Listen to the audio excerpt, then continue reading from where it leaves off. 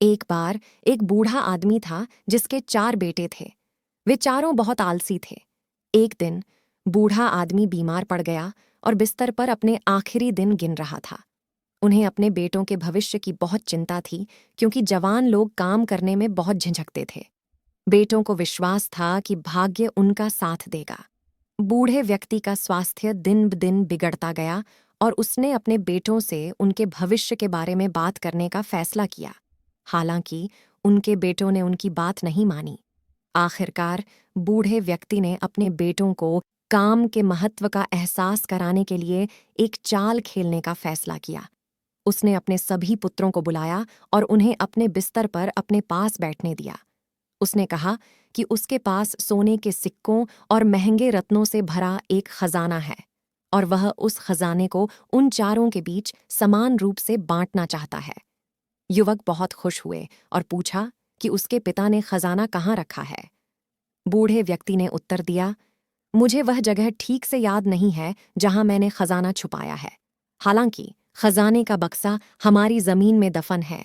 मैं वास्तव में उस जगह के बारे में निश्चित नहीं हूं जहां मैंने खजाने का बक्सा छिपाया है। हालांकि आलसी जवान बेटे खुश थे, लेकिन उन्हें दुख था कि बूढ़ा आदमी उस जगह को भूल गया जहां खजाना छिपा हुआ था। कुछ दिनों के बाद उस बूढ़े व्यक्ति की मृत्यु हो गई। बेटों ने खजाने का बक्सा खोजने के लिए जमीन खोदने का फैसला किया।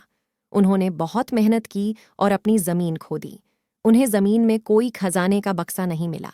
आखिरकार उन्होंने अपनी जमीन पर एक ऐसी जगह खोदने का फैसला किया जो बाकी इलाके से थोड़ी अलग हो। बेटों को विश्वास था कि उस स्थान पर खजाना दबा हुआ है। उन्होंने उस स्थान को गहराई से खोदा, लेकिन पानी के अलावा कुछ नहीं मिला।